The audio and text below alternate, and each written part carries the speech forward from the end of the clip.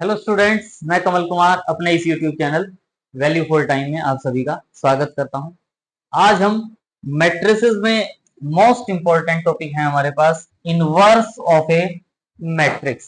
कि अगर कोई एक मैट्रिक्स गिवन है तो क्या हम उसका इनवर्स फाइंड आउट कर सकते हैं, क्या हम किसी भी मैट्रिक्स का इनवर्स फाइंड आउट कर सकते हैं, या कुछ कंडीशन होती हैं तो उनको आज हम डिस्कस करेंगे कि inverse of A square matrix. वैसे तो यहाँ मेंशन कर दिया स्क्वायर मैट्रिक्स, इसका मतलब हम स्क्वायर मैट्रिक्स का इनवर्स फाइंड आउट कर सकते हैं, रेक्टेंगुलर मैट्रिक्स का इनवर्स फाइंड आउट नहीं कर सकते। फिर उसके बाद एक इंपॉर्टेंट थ्योरम है हमारे पास, इसको डिस्कस करेंगे और कुछ बेसिक सिंपल एग्जांपल्स हैं जिनको हम डिस्कस करेंगे। तो सबसे पहले inverse of A square matrix जो है, इसका क्या मतलब है कि हम किसको इनवर्स ऑफ ए मैट्रिक्स कहेंगे। तो इसमें क्या कहा गया है कि अगर ए कोई भी एन रोड स्क्वायर मैट्रिक्स है, एन रोड स्क्वायर मैट्रिक्स मतलब एन बाई एन रोज होंगी और एन कॉलम्स होंगी। स्क्वायर मैट्रिक्स का मतलब नंबर ऑफ रोज और नंबर ऑफ कॉलम सेम होते हैं, तो इसलिए हम क्या लिख देते हैं, एन रोड मतलब एन रोज होंगी और एन कॉलम्स होंगी। तो ए अगर कोई एन रोड स्क्वायर मैट्रिक्स है, देन देयर एग्जिस्ट एक matrix, another matrix square matrix, और उसका जो ऑर्डर है वो भी सेम है, एन रोड कहें या एन बाई एन ऑर्डर का डी एक मैट्रिक्स अगर ऐसा एग्जिस्ट करे कि अगर हम ए और बी को मल्टीप्लाई करें तो ए इंटू बी फाइंड आउट करें या बी इंटू ए फाइंड आउट करें, तो वो अगर आइडेंटिटी मैट्रिक्स के इक्वल है, मतलब ए मैट्रिक्स गिवन है उसके कॉरस्पॉन्डिंग अगर हम कोई एक बी मैट्रिक्स ऐसा फाइंड आउट कर पाते हैं कि दोनों का ऑर्डर सेम हो और दोनों को हम मल्टीप्लाई करें और वो जो मल्टीप्लीकेशन है वो आइडेंटिटी मैट्रिक्स आ जाए। आइडेंटिटी मैट्रिक्स का क्या मतलब होता है कि जो डायगोनल एलिमेंट्स होंगे वो 1 होंगे और बाकी जितने भी ये नॉन डायगोनल एलिमेंट्स हैं वो 0 होंगे। और n stand for n by n order matrix, n stand for n by n order matrix मतलब n नंबर ऑफ रोज होंगी और n नंबर ऑफ कॉलम्स होंगी। तो हम क्या कहेंगे, a is said to be invertible. अगर ऐसा एग्जिस्ट करता है तो a को हम क्या कहेंगे, इनवर्टिबल होगा, और जो b मैट्रिक्स है इस b मैट्रिक्स को हम क्या कहेंगे, inverse of A. B matrix को क्या कहेंगे, इनवर्स ऑफ ए। अभी लग रहा है कि बी ऐसे कैसे फाइंड आउट करेंगे, सिंपल सा फॉर्मूला है, अभी हम ड्राइव करेंगे क्या फॉर्मूला बनेगा कि भी ए गिवन मैट्रिक्स के लिए हम बी कैसे फाइंड आउट करें। ये नहीं कि हिट एंड ट्रायल मेथड चलेगा, एक स्पेसिफिक ऑर्डर होगा, उसके अकॉर्डिंग हम इनवर्स फाइंड आउट कर पाएंगे। लेकिन स्टेप बाय स्टेप अभी हम पहले एक बार इनवर्स ऑफ ए मैट्रिक्स की डेफिनेशन देख रहे हैं। तो इसी वे में हम क्या करें, the inverse of A square matrix A is denoted by A inverse. जैसे अभी तो हम बी कह रहे थे ना, बी को हम इनवर्स ऑफ ए कह रहे थे, लेकिन जनरली हम इनवर्स ऑफ ए को क्या कैसे डिनोट करते हैं, ए इनवर्स। तो इसका मतलब क्या हुआ कि ये जो इक्वेशन 1 है, this can be written as B के प्लेस पर, बी जो है इस बी के प्लेस पर हम क्या लिख देंगे, ए इनवर्स, यानी ए इंटू ए इनवर्स कहें या ए इनवर्स इंटू ए कहें तो वो किसके इक्वल होगा, आइडेंटिटी मैट्रिक्स के इक्वल। तो ये हमारा क्या होगा, inverse of A matrix. Note ध्यान रखने की बात है कि जो सिमिट्री है इन वन, ये जो सिमिट्री का मतलब ये ए इंटू बी कहो या बी इंटू ए कहो, मतलब ए बी फाइंड आउट कर रहे हैं या बी ए फाइंड आउट कर रहे हैं, दोनों के केस में आइडेंटिटी आ रहा है, तो इसको हम क्या कह रहे हैं, symmetry. The symmetry in one shows that B is inverse of A, मतलब बी को इनवर्स ऑफ ए कह रहे हैं तो इसका मतलब हम ए को भी इनवर्स ऑफ बी कह सकते हैं। यानी इसका मतलब ये बी इज इनवर्स ऑफ ए का मतलब बी को अगर मैं इनवर्स ऑफ ए कहता हूं तो यहां से मैं ए को इनवर्स ऑफ बी भी कह सकता हूं। मतलब ए को बी का इनवर्स कहें या बी को ए का इनवर्स कहें, दोनों का मीनिंग सेम होगा। This is also prove that the inverse of matrix A is equal to A, यानी ये क्या करें, inverse of inverse of A, inverse of inverse of A, मतलब एक मैट्रिक्स ए गिवन है, हमने पहले उसका इनवर्स फाइंड आउट किया, फिर अगेन इनवर्स फाइंड आउट करें तो same as it is matrix A आ जाएगा। तो कह रहे हैं कि ए इनवर्स ऑफ इनवर्स जो है वो किसके इक्वल हो जाएगा, ए के equal. Next is a rectangular matrix can not possess N inverse, कि जो रेक्टेंगुलर मैट्रिक्स होता है, कोई एक मैट्रिक्स ए है और इसका ऑर्डर जो है, ए एक मैट्रिक्स है और इसका ऑर्डर m बाई n है, तो हम क्या कह रहे हैं कि इसका हम इनवर्स फाइंड आउट नहीं कर सकते। क्यों, क्योंकि मुझे a के साथ मेरे पास एक मैट्रिक्स b भी होना चाहिए कि a को b से मल्टीप्लाई करूं या b को a से मल्टीप्लाई करूं तो दोनों की वैल्यू आइडेंटिटी आए। लेकिन ये केवल तभी पॉसिबल है जब दोनों मैट्रिक्स स्क्वायर मैट्रिक्स होंगे और दोनों का ऑर्डर सेम होगा। क्यों? क्योंकि यहां से आपको पता, देखो अगर ए का ऑर्डर m बाई एन है, ए का ऑर्डर m बाई एन है, तो यहां से हमें पता चलता है कि जो बी है, बी का ऑर्डर क्या होना चाहिए। यहां जब टू मैट्रिसेस को हम मल्टीप्लाई करते हैं तो पहले के नंबर ऑफ कॉलम्स और दूसरे के नंबर ऑफ रोज सेम होने चाहिए। इसका मतलब यहां n तो होना ही चाहिए, n रोज। कॉलम्स मान लो p है, तो यहां से मैंने इसको सॉल्व किया, तो ये जो मैट्रिक्स आएगा, पहले के नंबर ऑफ रो कॉलम्स और दूसरे के नंबर ऑफ रोज अगर इक्वल है, तो ये जो रिजल्टिंग मैट्रिक्स बनता है, इसका ऑर्डर क्या बनता है, m बाई पी। तो m बाई पी वो आइडेंटिटी मैट्रिक्स कैसे होगा, तभी हो सकता है जब m और p की वैल्यू सेम हो। तो m और p की वैल्यू सेम हो, तो इसका मतलब मान लो इसका ऑर्डर क्या है, n बाई एम, तो ये m बाई एम ऑर्डर हो जाएगा। लगेगा कि हाँ आइडेंटिटी मैट्रिक्स हो सकता है।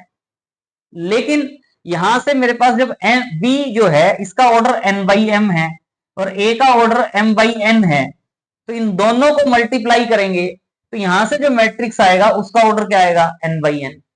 यहां से जो प्रोडक्ट होगा वो m बाई एम ऑर्डर का है, और यहां से जो प्रोडक्ट होगा वो n बाई एन ऑर्डर का है, और ये दोनों इक्वल हो, तो वो तो केवल तभी पॉसिबल हो सकता है जब m और n इक्वल हो। लेकिन जो रेक्टेंगुलर मैट्रिक्स आप कहते हो, रेक्टेंगुलर मैट्रिक्स के केस में m और n इक्वल नहीं होते। तो इसका मतलब हम इनवर्स केवल तभी फाइंड आउट कर सकते हैं जब वो गिवन मैट्रिक्स स्क्वायर मैट्रिक्स हो। अगर रेक्टेंगुलर मैट्रिक्स है, अगर रेक्टेंगुलर मैट्रिक्स है तो उसका हम इनवर्स फाइंड आउट नहीं कर सकते। क्यों? क्योंकि यही बात जो मैंने कही है वो है because the product A B and B A, क्योंकि जो प्रोडक्ट है ए बी फाइंड आउट कर रहे हैं और बी ए, जो ए बी फाइंड आउट कर रहे हैं और जो बी ए फाइंड आउट कर रहे हैं वो इक्वल हैं। इक्वल है तो वो केवल तभी पॉसिबल है जब वो हमारे पास क्या होगा, दोनों के दोनों मैट्रिक्स स्क्वायर मैट्रिक्स हो और दोनों का ऑर्डर सेम हो। is defined are equal, it is necessary that both A and B should be square matrices of same order। A और B जो matrices होंगे दोनों के दोनों स्क्वायर मैट्रिसेस होंगे और साथ में दोनों का ऑर्डर सेम होगा, तभी हम एक जो गिवन मैट्रिक्स होगा उसका हम इनवर्स फाइंड आउट कर पाएंगे। यानी इनवर्स हम हमेशा स्क्वायर मैट्रिक्स का फाइंड आउट करते हैं, और उस पर भी आगे कंडीशन होती है कि वो मैट्रिक्स क्या होना चाहिए, नॉन सिंगुलर, मतलब जिसका determinant non zero. Square matrix तो हो ही अभी, क्योंकि हमने इनवर्स फाइंड आउट करना नहीं सीखा, अभी हम केवल इनवर्स की डेफिनेशन कर रहे हैं। जब इनवर्स फाइंड आउट करेंगे तो वहां से हमें ये भी आइडिया मिलेगा कि जिस मैट्रिक्स का आप इनवर्स फाइंड आउट कर रहे हैं उस मैट्रिक्स का जो डिटरमिनेंट होगा वो डिटरमिनेंट नॉन जीरो होना चाहिए। और किसी भी मैट्रिक्स का डिटरमिनेंट नॉन जीरो का मतलब क्या होता है कि वो डिटरमिनेंट क्या होगा, नॉन सिंगुलर मैट्रिक्स। क्योंकि सिंगुलर मैट्रिक्स वो मैट्रिक्स होता है जिसका डिटरमिनेंट जीरो होता है। पहले कर चुके हैं हम ये। तो यहां से अब हमारे पास जो थ्योरम है, मोस्ट इंपॉर्टेंट थ्योरम है, वेरी इजी थ्योरम है, कॉन्सेप्ट बेस्ड थ्योरम है। हमें मीनिंग पता होना चाहिए ताकि हम इजीली सॉल्व कर पाए। तो the necessary and sufficient condition for a square matrix A is to be invertible is that A is non singular. Non singular का मतलब क्या है कि उसका जो डिटरमिनेंट होगा वो डिटरमिनेंट क्या होगा, नॉन जीरो होगा। नेसेसरी एंड सफिशिएंट कंडीशन का मतलब क्या है कि अगर ए इनवर्टिबल है तो डिटरमिनेंट नॉन जीरो होगा, और अगर डिटरमिनेंट नॉन जीरो होगा तो आप उसका इनवर्स फाइंड आउट कर सकते हो। नेसेसरी एंड सफिशिएंट कंडीशन मतलब कन्वर्स पार्ट भी ट्रू होता है। So first we say that condition is necessary. Condition is necessary में क्या कह रहे हैं, मान लो हमारे पास ए जो मैट्रिक्स गिवन है वो इनवर्टिबल गिवन है। इनवर्टिबल गिवन है इसका मतलब हम कह रहे हैं कि हम उसका इनवर्स फाइंड आउट कर सकते हैं। और हमने क्या प्रूव करना है कि वो जो मैट्रिक्स होगा वो मैट्रिक्स क्या होगा, नॉन सिंगुलर होगा। मतलब उसका जो डिटरमिनेंट होगा, ए जो मैट्रिक्स है इसका जो डिटरमिनेंट है वो हमने क्या प्रूव करना है, वो नॉन जीरो होगा। और वेरी इजी रिजल्ट है, बाई डेफिनेशन ही हो जाता है, ए इनवर्टिबल है। तो जो इनवर्टिबल की डेफिनेशन है क्या कहती है, वही कहा है we have to prove that A is non singular. A is non singular मतलब क्या प्रूव करना है कि determinant of A is non zero. So A invertible है, इसका मतलब क्या होता है, अभी जो हमने डेफिनेशन की इनवर्स की उसके अकॉर्डिंग हमें पता है ए इज इनवर्टिबल का मतलब क्या होता है, there exist a matrix B. एक मैट्रिक्स बी ऐसा एग्जिस्ट करेगा कि ए इंटू बी को या बी इंटू ए को, कि वो जो है वो किसके इक्वल होता है, आइडेंटिटी मैट्रिक्स के इक्वल। और अगर अब मैं बोथ साइड डिटरमिनेंट ले लूं, taking determinant, तो determinant of AB is equal to determinant of BA is equal to determinant of identity matrix। जो identity matrix होता है हमें पता है हमेशा आइडेंटिटी मैट्रिक्स का जो डिटरमिनेंट फाइंड आउट करोगे वो ऑलवेज 1 होता है, मतलब ये जो वैल्यू है ये 1 आएगी। और डिटरमिनेंट ऑफ ए बी को हम क्या लिख सकते हैं, determinant of A into determinant of B, या डिटरमिनेंट ऑफ बी ए को क्या लिख सकते हैं, determinant of B into determinant of A is equal to 1। ये दो नंबर है। डिटरमिनेंट का मतलब क्या होता है कि उसकी को हम जब सोल्व करते हैं तो कोई ना कोई नंबर आता है। अब ये भी एक नंबर है और ये भी एक नंबर है, टू नंबर्स का जो प्रोडक्ट है वो 1 है। तो क्या डिटरमिनेंट ऑफ ए 0 हो सकता है? अगर डिटरमिनेंट ऑफ ए 0 हो जाएगा तो 0 इंटू डिटरमिनेंट ऑफ बी तो 0 हो जाएगा, लेकिन इन दोनों का प्रोडक्ट क्या है, 1 है। तो इसका मतलब डिटरमिनेंट ऑफ ए जो है वो 0 नहीं हो सकता, और यही हमें प्रूव करना था। भाई दोनों के डिटरमिनेंट का प्रोडक्ट 1 है, since product of determinant of A and determinant of B is non zero, तो इसका मतलब सेपरेटली चाहे आप डिटरमिनेंट ऑफ ए कहो चाहे आप डिटरमिनेंट ऑफ बी कहो, दोनों क्या होंगे, नॉन जीरो। लेकिन हमारा ए में इंटरेस्ट है तो neither of them can be equal to 0। तो हमारा ए में इंटरेस्ट है तो हमने केवल ए को मेंशन किया है कि determinant of A is non zero, और determinant of A is non zero मतलब जो मैट्रिक्स ए है वो क्या होगा, नॉन सिंगुलर मैट्रिक्स। यानी हम इनवर्टिबल लेकर चले तो हमने प्रूव कर दिया कि डिटरमिनेंट ऑफ ए जो है वो नॉन जीरो होगा, मतलब ए एक नॉन सिंगुलर मैट्रिक्स होगा। कन्वर्स, यहाँ क्या कह रहे थे, कंडीशन इज नेसेसरी। अब सफिशिएंट कंडीशन प्रूव करेंगे, उसमें हम डिटरमिनेंट ऑफ ए को नॉन जीरो लेकर चलेंगे और प्रूव करेंगे कि जो ए मैट्रिक्स है, स्क्वायर मैट्रिक्स, वो जो है उसका इनवर्स एग्जिस्ट करेगा। सो कंडीशन इज सफिशिएंट में it is given that A is non singular matrix. Non singular matrix का मतलब क्या है कि ए का जो डिटरमिनेंट है वो क्या होगा, नॉन जीरो होगा। अब हमने क्या प्रूव करना है, we have to prove that, क्या प्रूव करना है, ए इनवर्टिबल होगा, मतलब ए को मैं किसी न किसी एक मैट्रिक्स से मल्टीप्लाई करूंगा और वो आइडेंटिटी मैट्रिक्स आएगा। इसके लिए हमने एडजॉइंट के केस में एक रिजल्ट किया था कि अगर ए एक स्क्वायर मैट्रिक्स है तो वी नो दैट कि ए मैट्रिक्स को अगर हम एडजॉइंट ए से मल्टीप्लाई करें या एडजॉइंट ए को आप ए से मल्टीप्लाई करें, ये वैल्यू हमेशा determinant of A into identity matrix आती है। इन केस ऑफ एडजॉइंट, जो हमने एडजॉइंट का टॉपिक किया था उसमें हमने इस रिजल्ट को प्रूव किया है। और इसमें साथ में आपको पता कि जो डिटरमिनेंट ऑफ ए है ये नॉन जीरो है, नॉन जीरो है तो मैं इसमें डिटरमिनेंट ऑफ ए से डिवाइड कर सकता हूँ। तो इसको हम क्या लिख सकते हैं, ये जो रिजल्ट है dividing throughout by determinant of A, determinant of A से डिवाइड कर दें, क्यों, क्योंकि determinant of A non zero है। तो यहाँ बाहर लिखता मैं, यहाँ लिखता, या मैंने यहाँ इसके अंदर लिख दिया 1 upon determinant of A into adjoint. वो इसलिए लिख दिया ताकि एक ए हो जाए, दूसरा जो पार्ट है वो क्या हो जाए, बी। या जो ये वाला पार्ट था इसमें मैंने क्या लिख दिया, 1 upon determinant of A into adjoint A into में ए इजिकल टू मेरे पास क्या रह जाएगा, आइडेंटिटी मैट्रिक्स। इसका मतलब देखो अगर मैं इसको बी कहता तो मैंने क्या प्रूव कर दिया कि a into B is equal to B into A is equal to identity है। इसका मतलब जो ये b है या ये जो है इसको हम क्या कहेंगे, इनवर्स ऑफ ए, और इसको इनवर्स ऑफ ए कहेंगे। इसका मतलब a इज इनवर्टिबल, या हम a into B is equal to B into A is equal to identity कह देते हैं, तो भी हम क्या कह सकते हैं कि a इज इनवर्टिबल, और यही हम प्रूव करना चाहते थे। तो इसका मतलब क्या हुआ, a इज इनवर्टिबल, और जो ए इनवर्स है उसकी वैल्यू हम बी कहते थे, तो A inverse is equal to क्या होगा, 1 upon determinant of A into adjoint. और ऑटोमेटिकली यहां से हमारे पास फॉर्मूला भी आ गया कि अगर किसी क्वेश्चन में मैट्रिक्स ए गिवन है और हमसे कहा जाता है कि इनवर्स फाइंड आउट करो, तो उसका इनवर्स फाइंड आउट करने के लिए क्या करोगे, आप उस मैट्रिक्स का डिटरमिनेंट फाइंड आउट करोगे और एडजॉइंट फाइंड आउट करोगे। आपको डिटरमिनेंट भी फाइंड आउट करना आता है, एडजॉइंट भी फाइंड आउट करना आता है, दोनों की वैल्यू फाइंड आउट करोगे और वो यहाँ पुट कर दोगे और वो हमारे पास क्या आ जाएगा, इनवर्स ऑफ ए मैट्रिक्स। तो इसलिए एक बार ये जो इनवर्स ऑफ ए मैट्रिक्स का जो टॉपिक है, आगे हम इससे रिलेटेड जो एग्जांपल करेंगे, उससे पहले आप एक बार एडजॉइंट हम कैसे फाइंड आउट करते हैं, इससे लास्ट लेक्चर जो था हमारा उसको भी ध्यान से देखें, ताकि आपको अगर एडजॉइंट फाइंड आउट करना आता है तो इस एक्सरसाइज में आपको कोई प्रॉब्लम नहीं होगी, इजीली आप इसको आगे के जो एग्जाम्पल्स हम करेंगे उनको आप सिंपली सॉल्व कर पाओगे, इजीली सॉल्व कर पाओगे। इसका मतलब जो हमने काम किया, condition is necessary and sufficient, यानी हमने क्या प्रूव किया, ए इज इनवर्टिबल, ये जो सिंबल है इसका मतलब होता है इफ एंड ओनली इफ, या इसको हम आई डबल एफ लिख देते हैं, if and only if A is invertible, if and only if A is non singular, और यही हम प्रूव करना चाहते थे।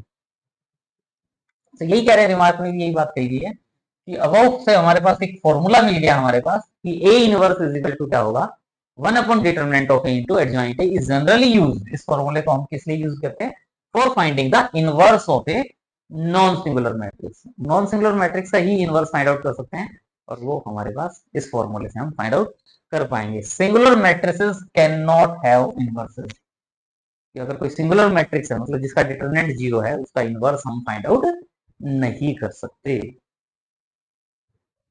सम इंपॉर्टेंट रिजल्ट है on inverse of A matrix, simple result है जिनको हम ध्यान रख सकते हैं, कई बार यूज भी हो जाते हैं।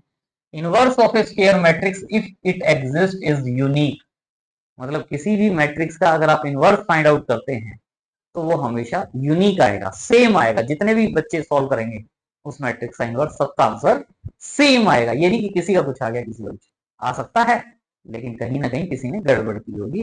Otherwise inverse of A matrix हमेशा क्या होता है, यूनिक होता है, मतलब सबका आंसर सेम आएगा। आगे कह रहे हैं कि अगर टू मैट्रिसेस हैं ए और बी, नॉन सिंगुलर मैट्रिसेस हैं of same order N, then A B is invertible. अभी हम ए की बात कर रहे थे, अब प्रोडक्ट की बात कर रहे हैं। हम ये कह रहे हैं कि ए बी इनवर्टिबल का मतलब ए बी होल इनवर्स, और जो ए बी होल इनवर्स होगा वो ए इनवर्स बी इनवर्स के इक्वल नहीं होगा। ए बी होल इनवर्स जो है वो हमेशा किसके इक्वल होगा, बी इनवर्स ए इनवर्स के।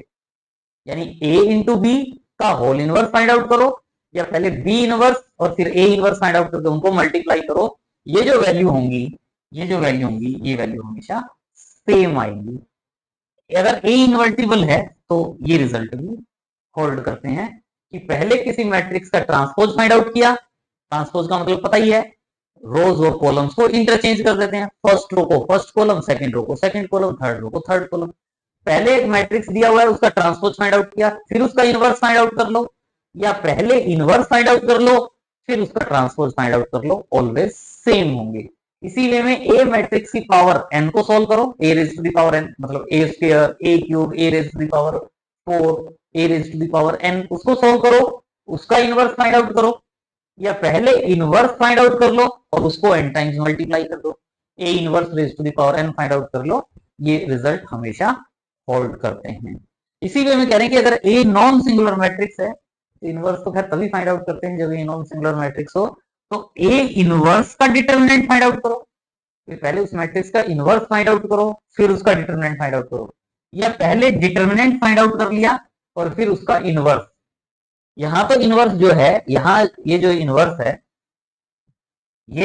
है, ये तो वही है कि मैट्रिक्स का सोल्व करना है। यहाँ डिटरमिनेंट का इनवर्स है। डिटरमिनेंट का इनवर्स का मतलब क्या है कि अगर डिटरमिनेंट ऑफ ए 5 आ गया तो डिटरमिनेंट ऑफ ए के इनवर्स का मतलब क्या हो जाएगा, 1/5। लेकिन यहाँ इसका मतलब ए इनवर्स का मतलब 1/a नहीं है। ए इनवर्स का मतलब हम क्या करते हैं, ए इनवर्स के लिए क्या करते हैं, 1/डिटरमिनेंट of A into adjoint A, मतलब एडजॉइंट ए फाइंड आउट करोगे और उसको डिटरमिनेंट से डिवाइड करोगे, तो वो जो वैल्यू आएगी वो वैल्यू क्या कहलाएगी, inverse of that matrix. Example is find the inverse of A matrix A, 2x2 order का मैट्रिक्स है हमारे पास, 2 रोज 2 कॉलम्स हैं, पी क्यू आर एस, और साथ में गिवन है P into S minus Q into r is equal to non zero, और इसका इनवर्स फाइंड आउट करना चाहते हैं। और जनरली ये जो वैल्यू गिवन है ये इसलिए गिवन है ताकि हम कह पाए कि जो गिवन मैट्रिक्स है वो नॉन सिंगुलर मैट्रिक्स है और हम उसका इनवर्स फाइंड आउट कर सकते हैं।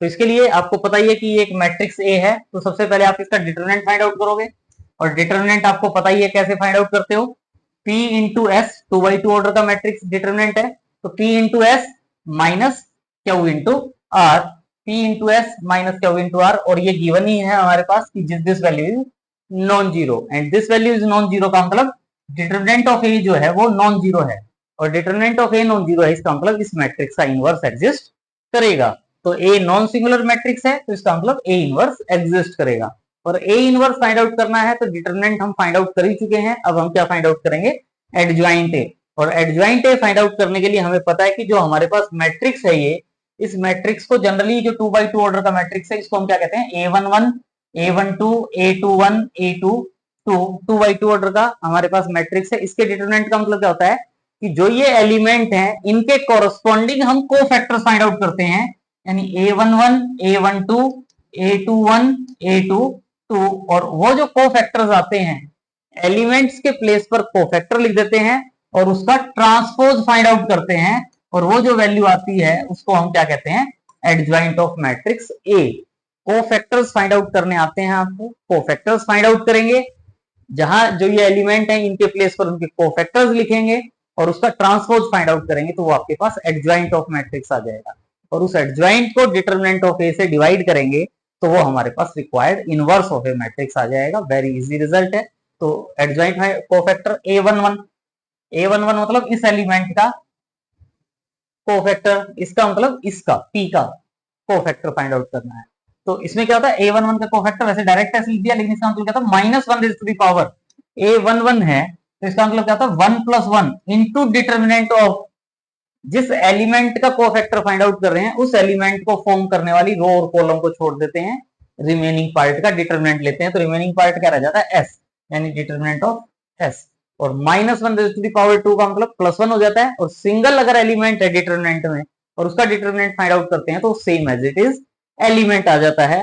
तो यानी ये जो वैल्यू है वो क्या आ जाएगी, S, यानी A11 जो है A11 उसकी वैल्यू क्या आएगी, S। इसी वे में आप A12 फाइंड आउट करोगे, A12 का मतलब ये क्यू वाला पार्ट हो जाता है, यानी ये वाला एलिमेंट, हमें इसका कोफैक्टर फाइंड आउट करना है। तो A12 कोफैक्टर का क्या मतलब होता है, -1 raise to the power 1 + 2 into determinant of जिस एलिमेंट का कोफैक्टर फाइंड आउट कर रहे हैं उसको फॉर्म करने वाली रो और कॉलम को छोड़ देते हैं, मतलब इसका डिटरमिनेंट यानी डिटरमिनेंट ऑफ R। और -1 रेज़ टू द पावर 3 का मतलब -1 हो जाता है और R का R आ जाएगा, यानी -R आ जाएगा। इसी वे में A21 का मतलब कोफैक्टर ऑफ A21 का मतलब इसका कोफैक्टर यानी R का कोफैक्टर, तो वो क्या होता है, -1 raise to the power 2 + 1 into determinant of A21 जिस एलिमेंट का कोफैक्टर फाइंड आउट कर रहे हैं उसको फॉर्म करने वाली रो और कॉलम को छोड़ दो, यानी क्यू का determinant. -1 raise to the power 3 का मतलब -1 यानी -क्यू आ जाएगा। और इसी वे में A22 का मतलब क्या होगा, -1 raise to the power 2 + 2 into determinant of इस S का करना है तो P आ जाएगा। -1 रेज़ टू द पावर 4 का मतलब +1 हो जाएगा और P का डिटरमिनेंट P आ जाएगा। अब हमें क्या करना होता है कि एडजॉइंट ए में क्या करना होता है कि जो एलिमेंट थे उनके कोफैक्टर लिखते हैं, यानी A11, A12, A21, A22 सभी फाइंड आउट किए वैल्यूज वो यहां पुट कर देंगे और उसका ट्रांसपोज लेंगे, उसको हम क्या कहते हैं, एडजॉइंट ऑफ गिवन मैट्रिक्स। और ट्रांसपोज का मतलब पता है कि जो फर्स्ट रो है उसको फर्स्ट कॉलम में कन्वर्ट कर देंगे, जो सेकंड रो है उसको सेकंड कॉलम में कन्वर्ट कर देंगे। तो ये जो मैट्रिक्स आएगा मेरे पास, ये मेरे पास क्या आ जाएगा, एडजॉइंट ए। और अब मुझे क्या फाइंड आउट करना था, ए इनवर्स। ए इनवर्स का फॉर्मूला क्या है, 1 determinant of A into adjoint A. Adjoint A की वैल्यू है, डिटरमिनेंट ऑफ ए की वैल्यू है, दोनों को पुट करेंगे और मैट्रिक्स के बाहर जो भी वैल्यू होती है वो अंदर जाके सबसे मल्टीप्लाई हो जाती है। तो क्या होगा, S अपॉन में PS minus Q R minus Q upon PS minus Q R minus R upon PS minus Q R plus P upon PS minus Q R. ये जो मैट्रिक्स है, ये मैट्रिक्स मेरे पास क्या आ जाएगा, ए इनवर्स। हमारा क्वेश्चन खत्म हो जाता है कि हमने ए इनवर्स फाइंड आउट करना है। लेकिन अगर हम चेक करना चाहें कि हमने जो ये आंसर फाइंड आउट किया ये ठीक है या नहीं, तो जो ये ए इनवर्स आया है, अगर मैं इस ए इनवर्स को जो गिवन मैट्रिक्स ए था उससे मल्टीप्लाई कर दूं तो वो हमेशा आइडेंटिटी मैट्रिक्स आएगा। मतलब ये जो मैट्रिक्स आया है और जो गिवन मैट्रिक्स ए मैट्रिक्स था, दोनों को मल्टीप्लाई करके देखो, अगर वो आइडेंटिटी आ जाता है तो इसका मतलब हमारा आंसर ठीक है। लेकिन चेक करने की कोई जरूरत नहीं होती, बिल्कुल इजी मेथड होता है, इजी कैलकुलेशन है, इजीली हम सोल्व कर सकते हैं। तो ये तो था 2x2 ऑर्डर का हमारे पास इनवर्स। इसी वे में हम 3x3 ऑर्डर का अगर कोई मैट्रिक्स हो तो उसका इनवर्स भी सेम पैटर्न पे सॉल्व कर सकते हैं। तो सबसे पहले हम क्या फाइंड आउट करेंगे, जो मैट्रिक्स ए है उसका डिटरमिनेंट फाइंड आउट करेंगे। यहाँ डिटरमिनेंट फाइंड आउट करने के लिए हमने यहाँ देखा यहाँ 1 है और यहाँ -2 है, तो हमने सोचा क्यों ना इसमें 0 कर दें, और जो प्रॉपर्टीज ऑफ डिटरमिनेंट हमने पढ़ा था वो वाला रिजल्ट भी हमारा रिकॉल हो जाएगा। तो क्या कर सकते हैं, इस ये 1 है, इस 1 को 0 बनाने के लिए ये सेकंड रो में 1 है, ये फर्स्ट रो में 1 है, सेकंड रो में से अगर फर्स्ट रो को माइनस कर, सेकंड रो में से फर्स्ट रो को माइनस कर दूं तो यहां वाला एलिमेंट 0 हो जाएगा। इसी वे में इसको 0 बनाने के लिए ये -2 है, ये मेरा फर्स्ट रो में 1 है, इसको मैं अगर 2 से मल्टीप्लाई कर दूं, फर्स्ट रो को 2 से मल्टीप्लाई कर दूं और थर्ड रो में ऐड कर दूं तो ये एलिमेंट 0 हो जाएगा। तो क्या किया, थर्ड रो में 2 टाइम्स सेकंड रो, तो हमने फर्स्ट रो में कुछ नहीं किया, तो जो फर्स्ट रो है ये हमने एज इट इज लिख दी। सेकंड रो में हमने क्या किया, सेकंड रो में से फर्स्ट रो को, सेकंड रो में से फर्स्ट रो को माइनस कर रहे हैं, तो 1 - 1 0, 3 - 1 2, -3 - 3 -6, ये हो गया। थर्ड रो में क्या कर रहे हैं, सेकंड रो के डबल को ऐड कर रहे हैं, मतलब इसका डबल करो और इसमें ऐड कर दो, इसको 2 से मल्टीप्लाई करो, इसको ऐड कर दो, 2 से मल्टीप्लाई करेंगे ऐड करेंगे तो 0, 2 से मल्टीप्लाई करेंगे तो 2 और माइनस के 4, 2 और माइनस 4, ये -2 हो जाएगा, ये माइनस का 4 है और ये 2 होगा, ये यहां जो है माइनस के 2 आ जाएंगे। फिर इसका डबल करोगे, इसका डबल करोगे, 3 का डबल 6, -4 में 6 ऐड करोगे तो ये 2 आ जाएगा।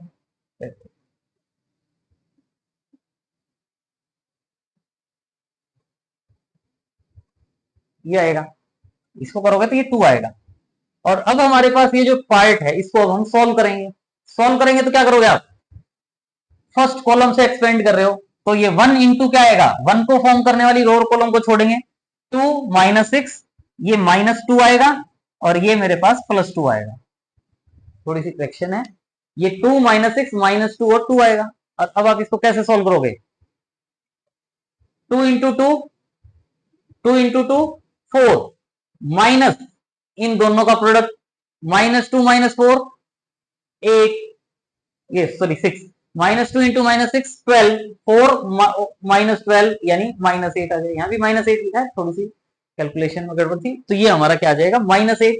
तो इसका मतलब डिटर्मिनेंट ऑफ ए क्या है, नॉन जीरो, और determinant of A non zero है तो इसका मतलब हम इसका इनवर्स एग्जिस्ट करेगा और इनवर्स फाइंड आउट कर सकते हैं। यहाँ तो इसको हमने जब सॉल्व किया तो हमने इस मेथड से सॉल्व किया, लेकिन अगर हम चाहते तो हम डायरेक्ट भी इसका डिटर्मिनेंट फाइंड आउट कर सकते थे। डायरेक्ट डिटर्मिनेंट फाइंड आउट करते हैं हम इसका, अगर हम इसका डायरेक्ट डिटर्मिनेंट फाइंड आउट करते तो क्या करते, फर्स्ट रो से एक्सपेंड करते तो क्या करते, ये जो डिटर्मिनेंट ऑफ ए है ये वैल्यू क्या आती, 1 इंटू क्या आता, 1 इंटू 1 को फॉर्म कर को छोड़ दो, इनका 3 -3 -4 -4, फिर plus -1 into determinant of, -1 into determinant of, इस 1 को फॉर्म करने वाली रो और कॉलम को छोड़ दो, 1 -3 1 -3 -2 -4 का डिटर्मिनेंट, तो फिर प्लस माइनस प्लस 3 इंटू इस 3 को फॉर्म करने वाली रो और कॉलम को छोड़ दो, 1 3 -2 -4 का डिटरमिनेंट। और ये 2/2 ऑर्डर के डिटरमिनेंट आपको सॉल्व करने आती हैं। 3 इंटू -4 -12, माइनस इन दोनों का प्रोडक्ट 12, फिर -1 इंटू 1 -4 -4, माइनस इन दोनों का product 6, plus 3 into 1 into -4 -4, minus इन दोनों का प्रोडक्ट -6। इसको सॉल्व कर सकते हो। -12 -24, माइनस साइन बाहर आई, -4 -6 -10 को माइनस साइन से मल्टीप्लाई करेंगे तो +10, फिर ये माइनस माइनस +6 हो जाएगा, माइनस के 4 प्लस के 6 प्लस के 2, 2 इंटू 3 6 प्लस के 6, 10 प्लस 6 16, माइनस के 24 प्लस 16, माइनस के 24 प्लस 16 यानी -8। तो जिस भी मेथड से मन में आए उससे आप इसको सॉल्व कर सकते हो। प्रॉपर्टीज यूज करके सॉल्व करना चाहते हो तो प्रॉपर्टीज यूज करके सॉल्व कर लो, डायरेक्ट सॉल्व करना चाहते हो तो डायरेक्ट सॉल्व कर लो। तो यहां से मेरे पास डिटरमिनेंट ऑफ ए जो है वो नॉन जीरो आ जाएगा, और determinant of A non zero है तो इसका मतलब ये नॉन सिंगुलर मैट्रिक्स है और इसका हम इनवर्स फाइंड आउट कर सकते हैं। इनवर्स फाइंड आउट करने के लिए मुझे इसका एडजॉइंट फाइंड आउट करना है। एडजॉइंट के लिए ये मेरे पास जो मैट्रिक्स था क्या था, 1 1 3, क्या था 1 1 3 1 3 -3 1 3 -3 -2 -4 -4 -2 -4 -4। ये जो है हमने इसका एडजॉइंट फाइंड आउट करना था, तो एडजॉइंट फाइंड आउट करने के लिए मुझे इसके कोफैक्टर्स फाइंड आउट करने हैं। कोफैक्टर्स फाइंड आउट करने के लिए a11 का मतलब हमें पता है कि ये जो एलिमेंट है हमें इसका कोफैक्टर फाइंड आउट करना है। तो इसका कोफैक्टर क्या होता है, -1 + 1 इंटू इसको फॉर्म करने वाली रो और कॉलम, इसको फॉर्म करने वाली रो और कॉलम को छोड़ देते हैं, 3 -3 -4 -4, 3 -3 -4 -4 का डिटरमिनेंट, और ये डिटरमिनेंट आपको पता ही है, ये प्रोडक्ट माइनस ये प्रोडक्ट, सॉल्व कर सकते हो, -24 आ जाएगा। फिर क्या है A12, A12 का मतलब क्या होगा, ये एलिमेंट A12, ये एलिमेंट A12, मुझे इस A12 का कोफैक्टर फाइंड आउट करना है। तो A12 का कोफैक्टर का मतलब क्या होगा, -1⁻1 + 2 इंटू डिटरमिनेंट किसका, ये जो एलिमेंट है इसको फॉर्म करने वाली रो और कॉलम को छोड़ दो, यानी 1 -3 -2 -4, 1 -3 -2 -4 का डिटरमिनेंट। ये डिटरमिनेंट आपको पता ही है, इन दोनों का प्रोडक्ट माइनस इन दोनों का प्रोडक्ट, सॉल्व करोगे तो 10 आ जाएगा। फिर A13 का मतलब ये जो फर्स्ट रो थर्ड कॉलम का एलिमेंट है, ये एलिमेंट हमें इसका कोफैक्टर फाइंड आउट करना है। तो -1⁻1 + 3 इंटू इसको फॉर्म करने वाली रो और कॉलम को छोड़ दो, 1 3 -2 -4, ये प्रोडक्ट माइनस ये प्रोडक्ट 2 आ जाएगा। फिर A21 A22 A23 A31 A32 A33 ये सभी फाइंड आउट कर सकते हैं, सभी कोफैक्टर्स आप फाइंड आउट कर सकते हो। जहां ये एलिमेंट्स हैं इनके प्लेस पर ये जो कोफैक्टर्स की वैल्यूज आई हैं इनको आप पुट कर देंगे, और उसका जब ट्रांसपोज लेंगे तो वो हमारे पास क्या आएगा, एडजॉइंट ऑफ मैट्रिक्स। तो एडजॉइंट ऑफ ए का मतलब क्या है कि ये जो एआईजे मैट्रिक्स है इसका ट्रांसपोज, मैट्रिक्स है ये, डिटरमिनेंट नहीं है, मैट्रिक्स है एआईजे उसका ट्रांसपोज। तो ये हमने जो एडजॉइंट कोफैक्टर्स फाइंड आउट किए थे, कोफैक्टर्स पुट किए और उसका ट्रांसपोज लिया, मतलब फर्स्ट रो को फर्स्ट कॉलम, सेकंड रो को सेकंड कॉलम, थर्ड रो को थर्ड कॉलम। तो ये मेरे पास क्या आ जाएगा, adjoint of given matrix. Adjoint है और मुझे क्या फाइंड आउट करना है, A inverse. A inverse is equal to क्या होगा, 1/डिटरमिनेंट of A into adjoint A.